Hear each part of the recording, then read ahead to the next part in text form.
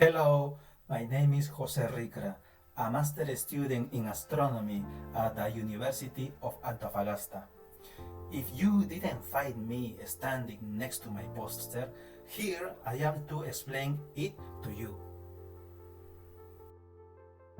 Today I present our preliminary results on the refinement of the orbital period and the analysis of central transit time variations of the exoplanet WASP-50b using both ground-based and space-based observations. WASP-50b is a hot Jupiter discovered in 2011. It has an orbital period of nearly 2 days and a mass and radius comparable to those of Jupiter. This planet orbits in active solar-type star with a G9 spectral classification. TTVs are very powerful technique because small variations in the transit times can reveal gravitational interactions, apsidal precession, or other dynamical effects. However, to detect these variations, we need very stable and precise time series, both from the ground and from the space missions. The goals of this work were threefold: refine the orbital period and transit ephemerides, detect or rule of possible TTVs, compare ground-based and space-based observations. As our methodology, we used two main approaches. First, the classical transit timing variation technique. Each transit was modeled individually in order to measure its central time with high precision. Typical causes of TTVs include gravitational interactions with other bodies, orbital precession or apsidal precession, and orbital decay. Second, we applied the defocusing technique in the ground-based observation. By defocusing the image of the stars, we spread its light over more pixels, reducing instrumental and atmospheric variability. This produces smoother light curves and higher photometric precision. Observational data. In this work, we used data from several sources. First, we obtained our own data using a 60 cm telescope at the Coirama Observatory of the University of Antofagasta in Chile, where we used the defocus technique. We also used a 40 cm telescopes from the International ESO-2025 network and data obtained with the 60 cm telescope located in the south of Peru. In addition, we used data obtained with the TESS Space Telescope. Data processing. So far, we have obtained 22 transits in total, one from the ESO-2025 network, one from Coirama Observatory, and 20 transits from TESS.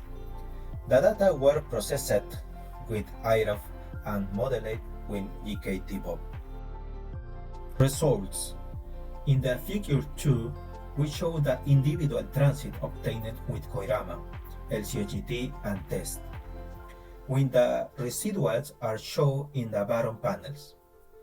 We see that the transit obtained from Coirama present the best photometric stability, with a root mean square of 1.39 millimagnitude, outperforming even TESS.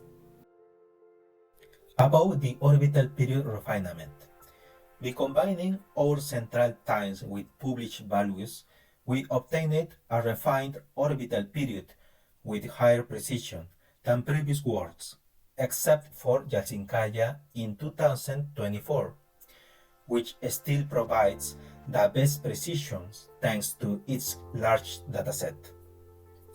In the figure 3 shows the periods obtained by different studies.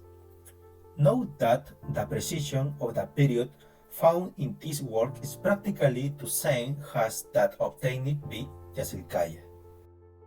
With the values of new ephemeris, we were able to construct the OC diagram. That is the difference between the observed and predicted time. The figure 4 shows the OC diagram, where the points lie within their uncertainties, without significant excesses. This indicates that no TTVs are detected with the current precision. The reduced chi-square value confirms that the observer scatter is comparable with statistical noise, with no signs of additional perturbers.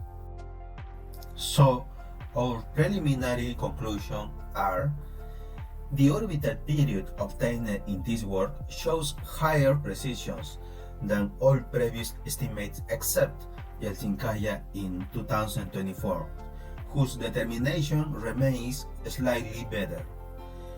The incorporation of additional mid-transit times could further improve these precisions. The chi-square reduced showed that the scatter in the mid-transit times is consistent with their uncertainties, with no significant excess.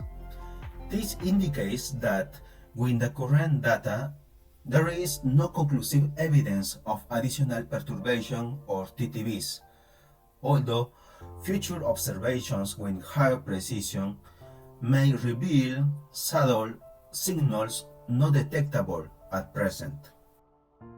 The comparison of individual transits shows that the RMS of the focused Koirama observation achieves the best stability, outperforming TESS and ESO-GT.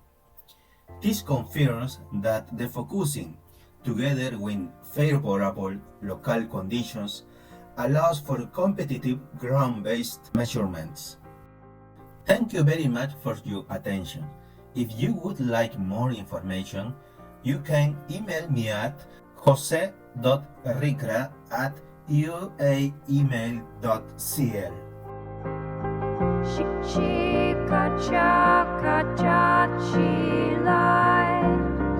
Puncha pusa